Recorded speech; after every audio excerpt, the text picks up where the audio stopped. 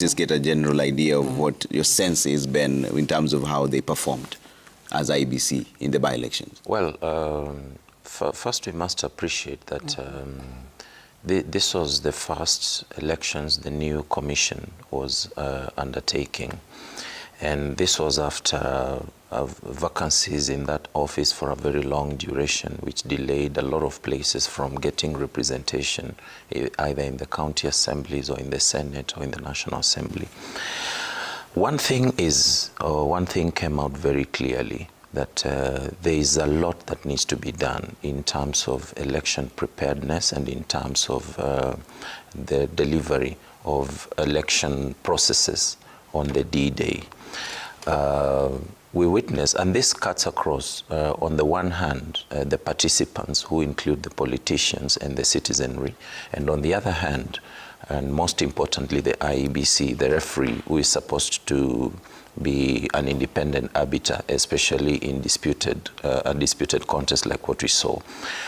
As Prof indicates, there was a very worrying trend that we saw of the deployment of government machinery, and there is necessity to distinguish between the role of government in service delivery to the people and the link political parties from utilizing government machinery, especially through intimidation and frustrating opponents. We saw that prominently in Mulwa. We saw that very prominently in Bere. That was very disappointing.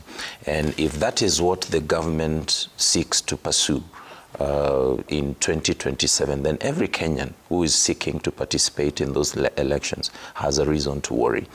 My assessment, on a scale of 1 to 10, I would give the IEBC a 6, because there are cases, or there has been a lot of allegations of a lot of interference, especially at the tail end towards the tallying.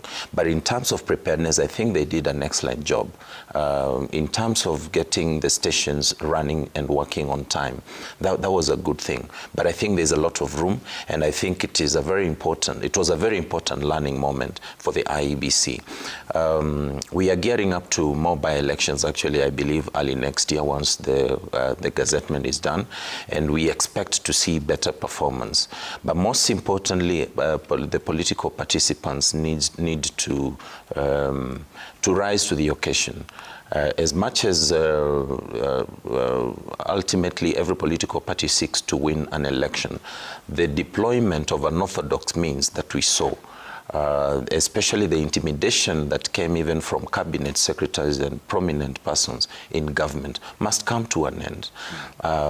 Cabinet secretaries are state officers, and if you check Article 74 of the Constitution of Kenya, it is clear in terms of the participation in electoral processes, and also Article 193 of the Constitution.